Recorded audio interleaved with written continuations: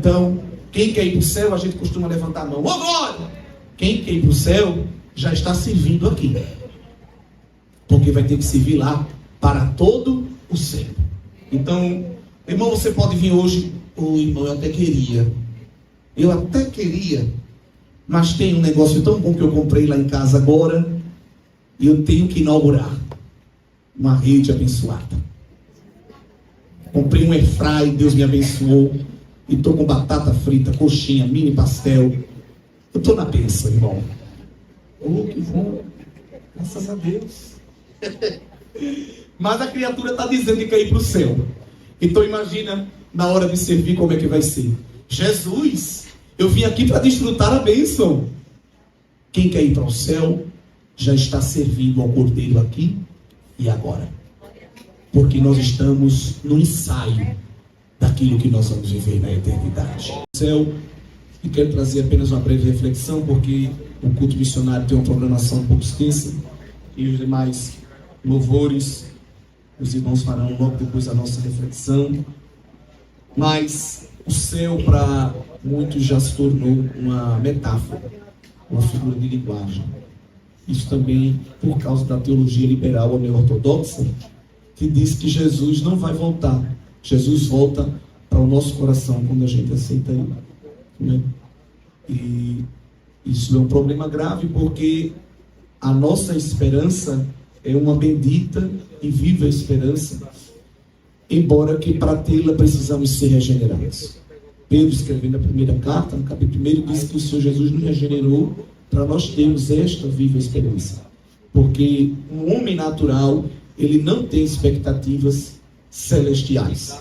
O homem carnal, a pessoa que ainda não serviu Cristo, não foi transformado por Cristo, não pode ter essa expectativa. Essa expectativa só é gerada no coração daquele que foi regenerado, ou seja, nasceu de novo através de Cristo Jesus. Por isso que a lição nos ensinou primeiro o novo nascimento, para depois trazer a realidade do céu. E nós sabemos que o céu não é uma figura de linguagem, não é uma metáfora, não é um escapismo, né? Alguns dizem assim, os cristãos criaram o céu como uma fuga utópica para os seus problemas, como se fosse uma terra do nunca, um conto de fadas, para a gente esquecer os problemas. Então a gente fica pensando numa esperança vã, uma esperança que nunca vai se concretizar, e não é isso. A nossa esperança, repito, ela é viva e é bendita, porque quando o Senhor Jesus escreveu, registrou o texto sagrado, e foi escrito, e já foi lido aqui, ele disse no verso 5 a João: escreva o que eu estou falando. Escreva. Porque o que eu estou falando são palavras verdadeiras e fiéis. Então não é ninguém que está dando testemunho. Ele dá testemunho de si mesmo, né? E quando Daniel recebeu as suas revelações escatológicas, a Daniel o anjo disse: sele o livro, porque ainda está longe esse negócio. Mas para João, Jesus disse: deixe aberto, porque o tempo é próximo. Glória a Deus, né? E as 70 semanas de Daniel já se passaram 69. Deus, que trabalha no tempo de um jeito que a gente não entende, porque nós somos finitos, mas Deus é infinito, ele deu uma pausa nas 69 semanas de Daniel, e falta a 70ª, que é a grande tribulação. Isso é um tratamento de Deus com Israel. E esse intervalo entre a 69ª e a 70ª semana é o intervalo que nós estamos vivendo. É a era da igreja. E é interessante que o Senhor Jesus, quando sela, ou quando conclui aqui o cânon, diz para João que essas palavras falam de algo que vai acontecer em breve. Em breve, no contexto bíblico, não significa que é rápido. Isso é um termo teológico. E às vezes a gente diz assim: mas a minha avó dizia que Jesus ia voltar e até agora nada. E João disse, irmãos, João não, Pedro, na segunda epístola, capítulo 3, não fiquem como os zombeteiros e escarnecedores, dizendo: a vinda dele está demorando muito e parece que não vai nem acontecer. Se você tem esse tipo de postura, que olha para o retorno de Cristo como algo que parece que nem vai ocorrer mais, você é escarnecedor e zombeteiro. Essas são as palavras de apóstolo Pedro. Por isso que Jesus nos regenera, para quando a gente fala desse assunto, não, isso aí é verdade. Ele implanta em nós essa expectativa. E se nós não tivermos essa expectativa implantada em nós, nossas esperas, nossas esperanças vão ficar fincadas somente no aqui e no agora. Vamos viver presos a esta curta existência entre o berço e o caixão. E é a hora do trabalho, e é o mês, e é a semana, e tem que concluir, e o valor que vai entrar, e o salário, e a gente vai trabalhando com essas metas que são nada na linha do tempo, da eternidade, né? O curso, e a graduação, e a monografia, e a pós, e as férias, e o extra, e o dinheiro, e a gente vai vivendo, trabalhando nessas metas que para nós são tão grandes, para Deus não são nada.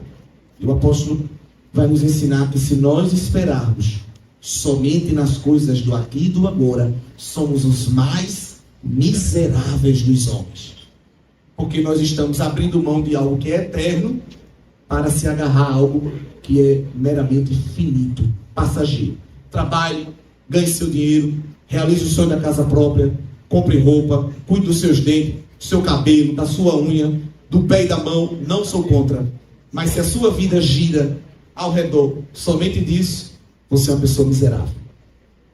E quem está dizendo isso não sou eu, não é minha opinião, é a palavra de Deus, não é? Então, por que miserável? Porque há algo tão grande e nós abrimos mão por algo tão pequeno, não é isso? E o diabo, ele sabe tanto que o que Deus tem para nós é tão grande e ele não pode oferecer, e o que ele oferece não é nem a fatia da pizza, é só um pedaço da calabresa que está na fatia, enquanto Deus tem para nós a pizzaria toda.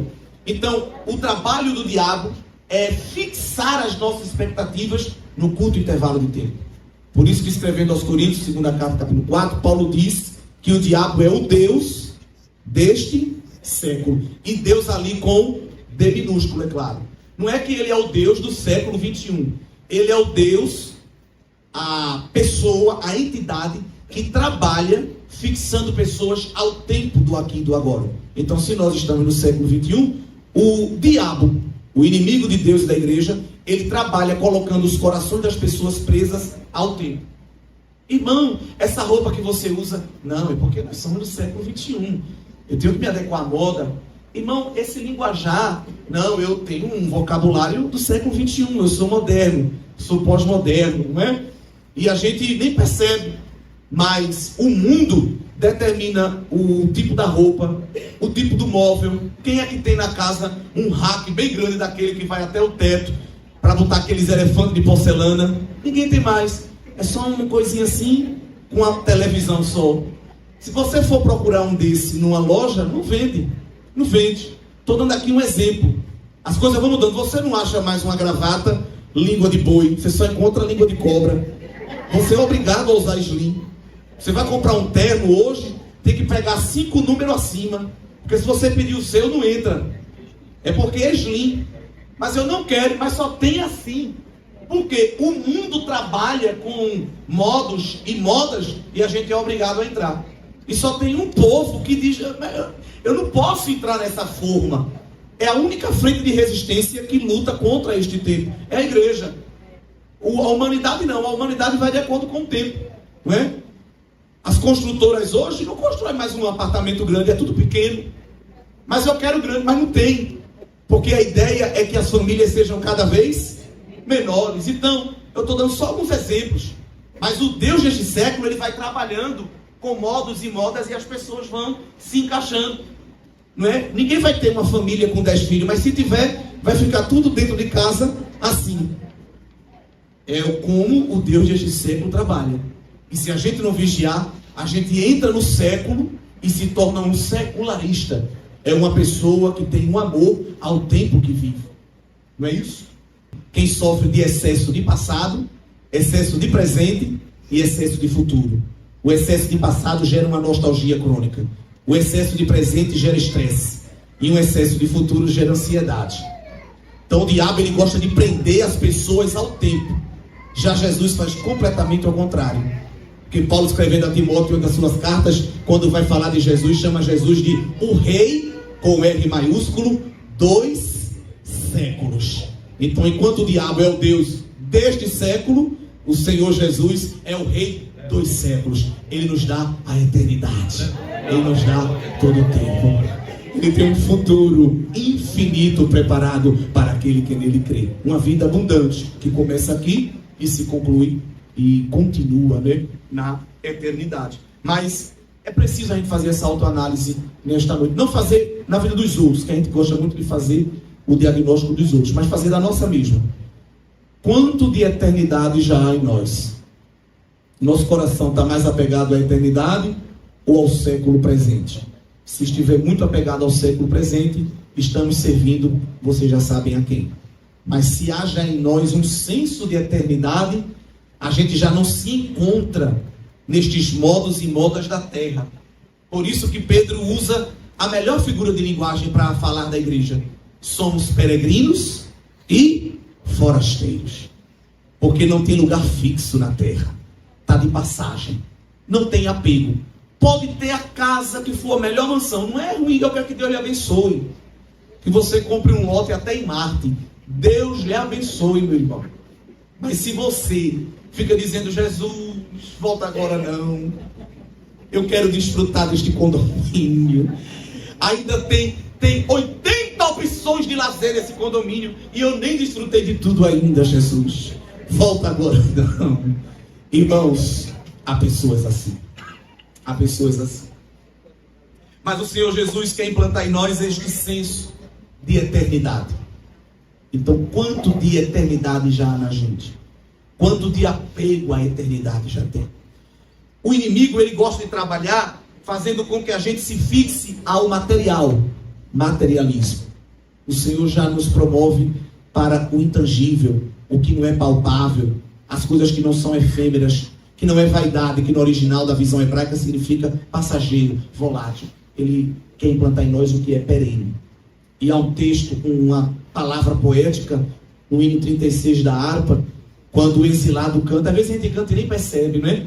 Passarinhos, belas flores, querem me encantar. Ele nem fala ali da Torre Eiffel, ele nem fala ali da Disney, de coisas que o homem fez, ele fala do que Deus fez.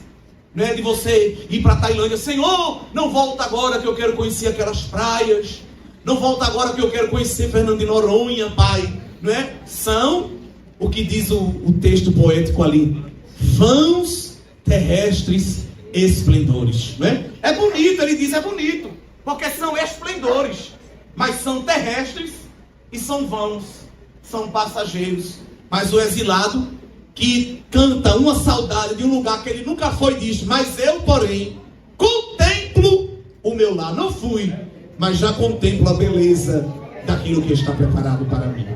Não é verdade? E é muito interessante, porque os santos do Antigo Testamento morreram vendo pela fé a pátria celestial. Morreram na expectativa, pela fé, vendo a pátria celestial. E não vai ser tirado deles esta cidadania. Assim como há irmãos que vão ser chamados por Deus antes do arrebatamento, né? Mas assim como eles foram honrados na sua expectativa, se você for chamado antes do arrebatamento, também será honrado na posição fiel que faleceu, que foi chamado por Deus, que até o mundo reconhece que morrer é bom, porque até o ímpio diz, os ímpios usam esse eufemismo para a morte, passou desta para melhor. A prova é saber se realmente passou. Porque enquanto vive aqui na terra, ninguém quer se livrar de Deus. Mas quando você vai para os enterros, todo mundo vira filho de Deus no enterro. Todo mundo vira homem de Deus e mulher de Deus. Eu nunca fui para um enterro para ver ninguém dizer, essa pessoa agora está lá, aonde merece. Não.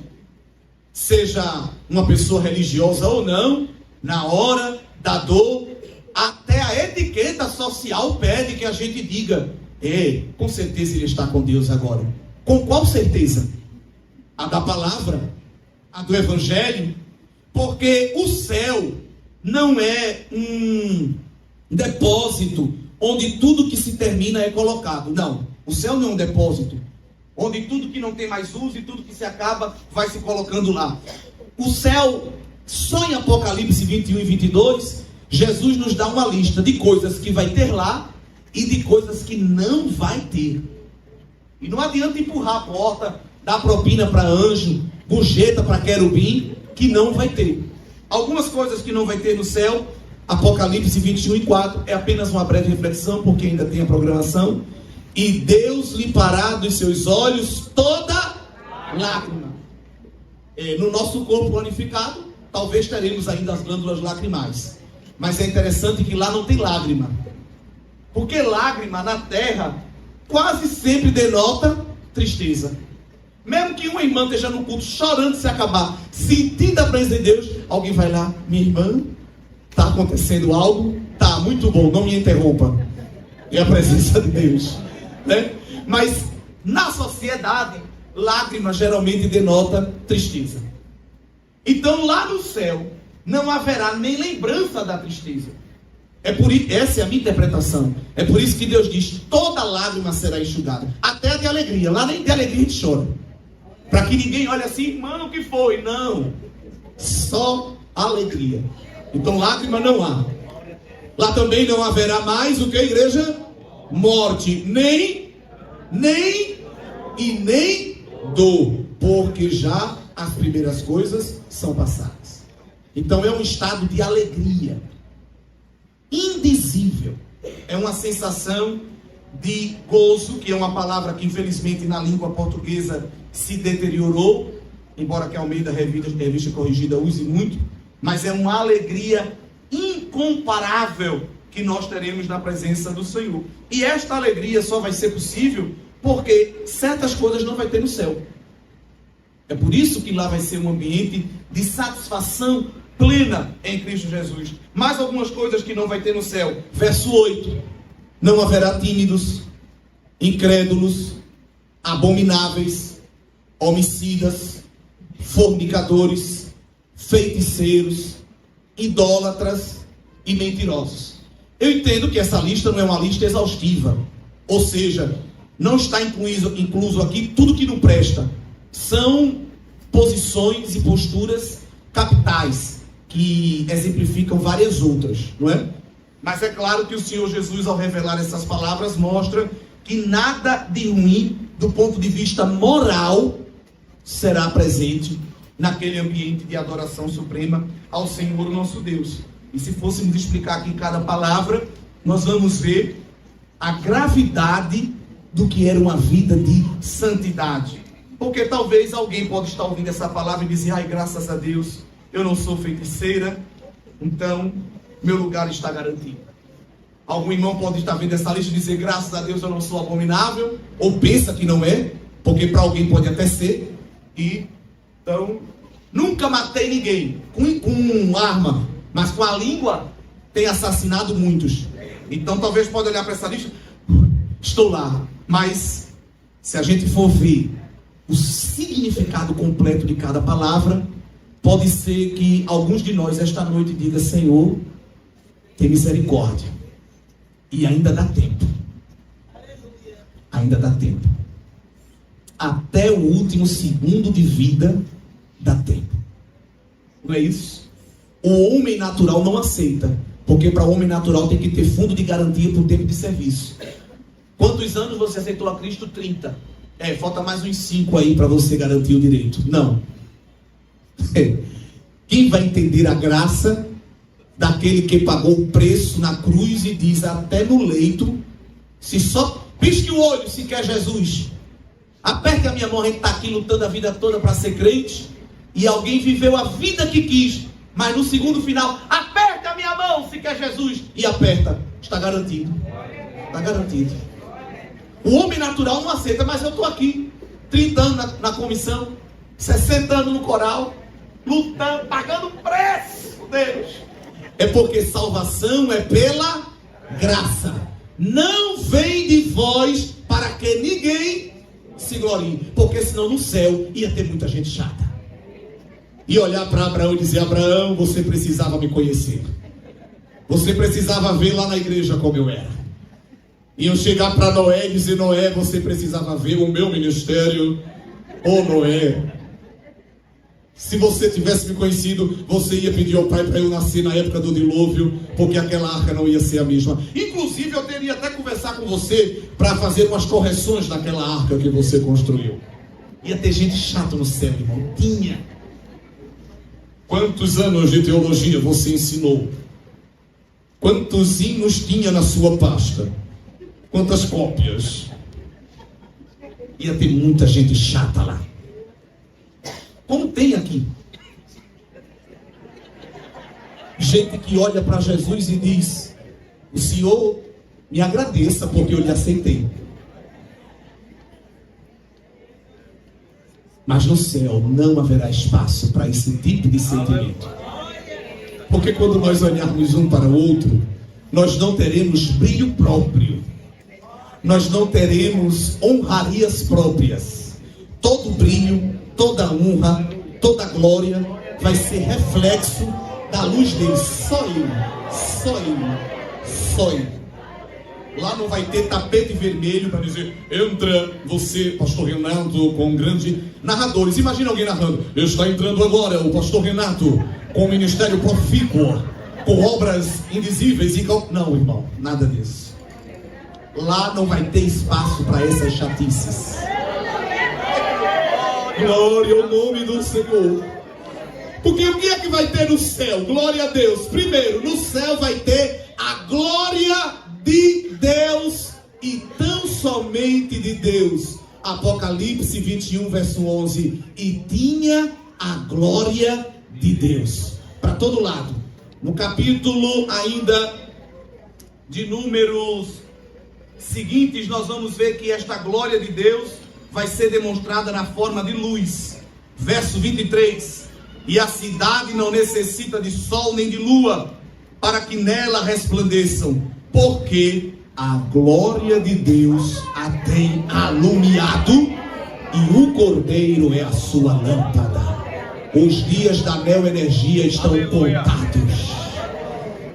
24 horas de resplendor da brilhante estrela da manhã. Para onde a gente se virar, veremos o brilho do Mestre querido. E João disse no capítulo 3 da sua primeira epístola: quando ele se manifestar, nós seremos semelhantes a ele e o veremos como ele é. Não vai ter 12 apóstolos com 12 discípulos, com 12 filhos de Jacó, fazendo cordão de isolamento e a gente se espremendo para tocar em Jesus, porque ele não é papa, ele é Deus. E o capítulo 21, glória, o versículo 2 diz que a cidade desceu adereçada e ataviada como a noiva para o noivo, porque ali será lugar de relacionamento. O verso 3 diz que o tabernáculo de Deus estará ali com os homens, não é com os anjos, porque neste momento no céu Deus está com os anjos. Mas vê como Deus é Deus. Ele não só quer estar com os anjos, ele quer estar também com os homens, pois com eles habitará. Eles serão seu povo e o mesmo Deus estará com eles e será o seu Deus. Então Deus não vai ficar numa sala VIP, não vai ter seguranças, não vai ter uma redoma de vidro com Jesus lá glorificado e os anjos fazendo escolta. Não sei como, porque seremos milhares de milhares, seremos uma multidão de remidos, mas já estaremos em uma natureza glorificada, não haverá limitações geográficas, físicas, químicas, biológicas. Então não sei como, mas todos nós teremos acesso ao Rei. Não vai ter negócio de hierarquia, de hora marcada, de não sei de quê. Não, todos nós teremos esta comunhão plena com o Filho. Glória a Deus. E o céu, embora seja um lugar de relacionamento, também será um lugar de adoração. Quem quer ir para o céu? A gente levanta a mão, glória. Mas só vai para o céu quem adora. O céu já é um ambiente de adoração.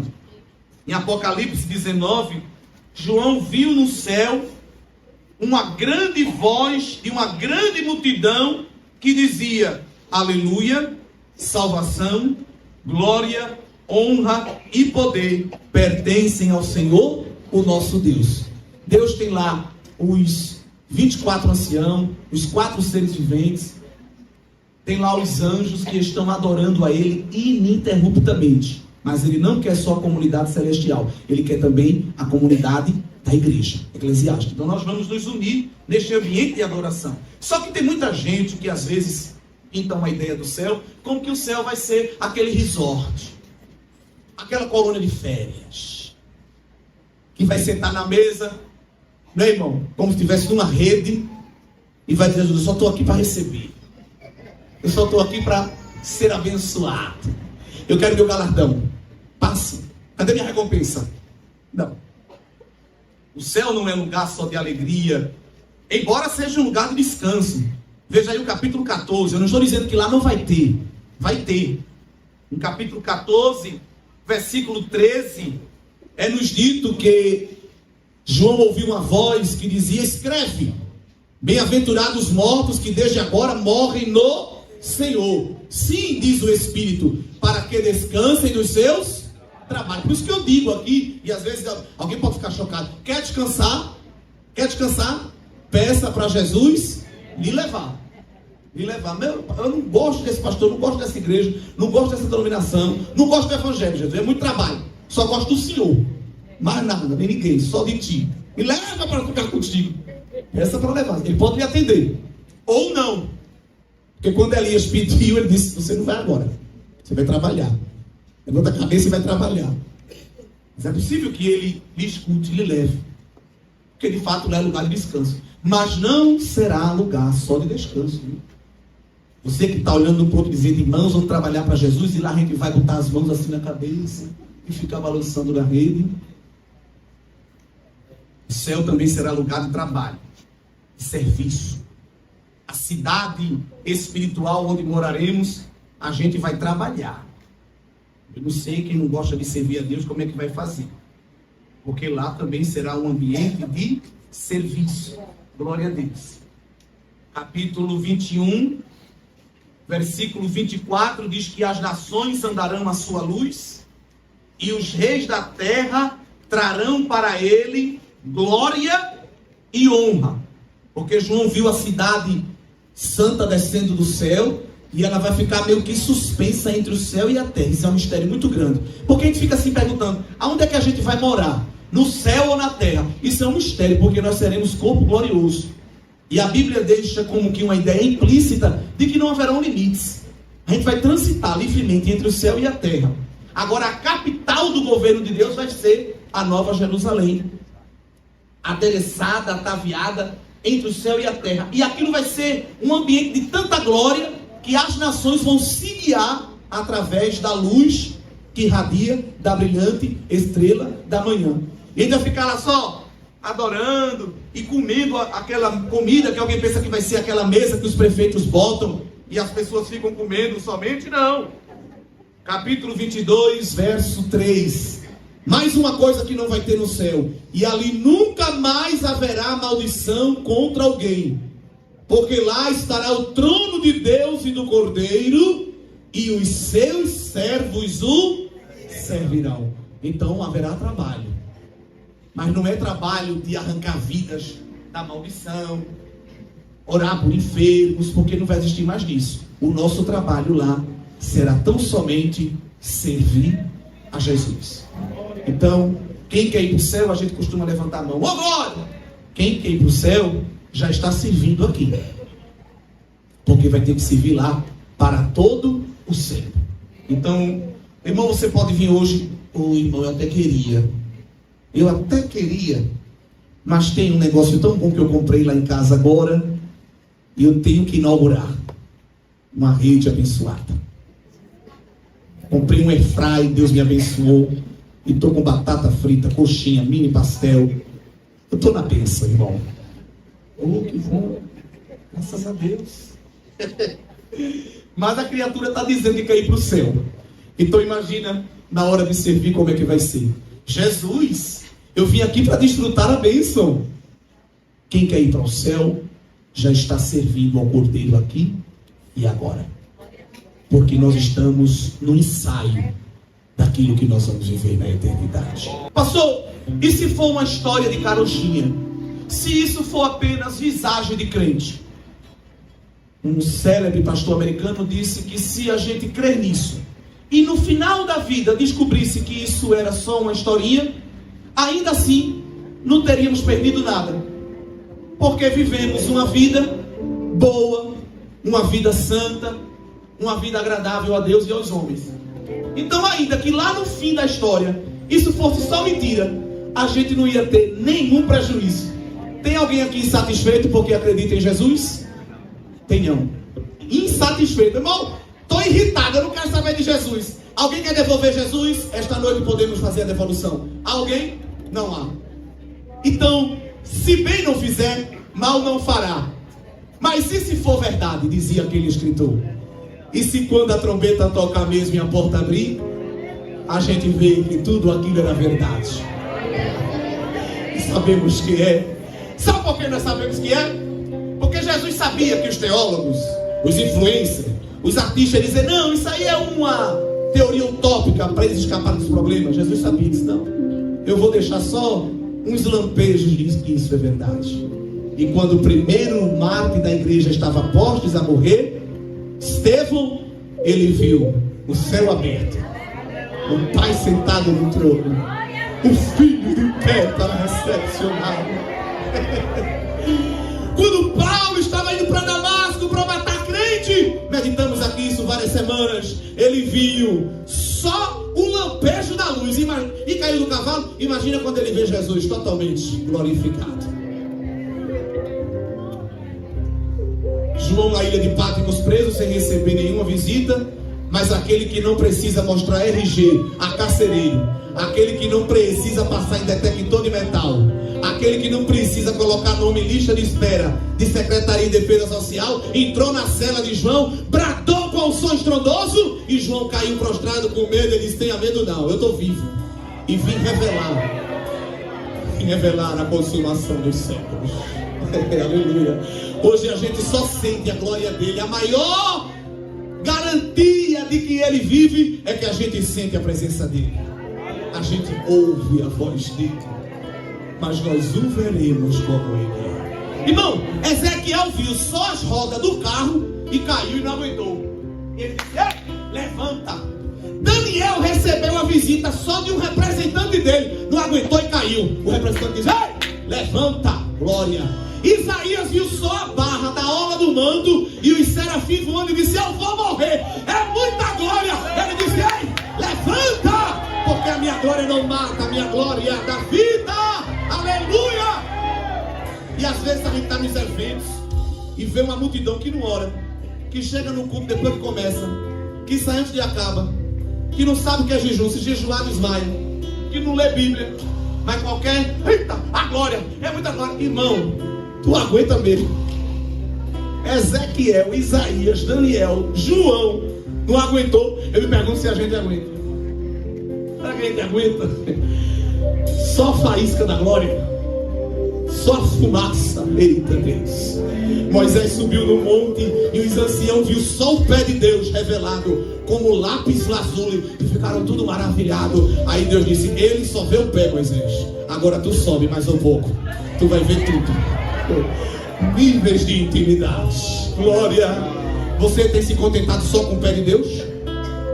Ou você está subindo o Monte Sião e dizendo, eu quero mais, eu quero mais intimidade, Senhor, eu quero sensibilidade para ouvir tua voz. Aleluia. É catador de profecia, é catador de bênção, é catador de milagre. Deus está à procura de pessoas que dizem, eu quero você só olhando para mim e eu para você, porque é isso que você vai fazer na eternidade. Catador de milagre não vai querer ir para o céu, porque no céu não tem milagre. Tem gente que só quer ir para culto se tiver milagre, se tiver profecia. E no céu, que não vai ter milagre nem profecia, como é que vai ficar lá? Jesus, cadê a hora do decreto? Aonde é a fila do milagre? Não tem. É por isso que a gente tem que se satisfazer como Maria, ficar só nos pés dele, ouvindo a voz e adorando a majestade santa.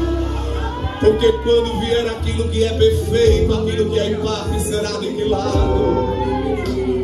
te envolvendo com o eterno, vai te envolvendo com o majestoso, que comporta como súdito, que fica prostrado aos pés dele. O mundo diz: se levanta, se erga, levanta a cabeça. O evangelho diz: se prostra, se humilha, se derrama. Porque o céu não é lugar de cabeça empinada, o céu é lugar de súditos, tirando a coroa da cabeça e colocando aos pés do trono e dizendo: só Ele é digno, só Ele é Deus.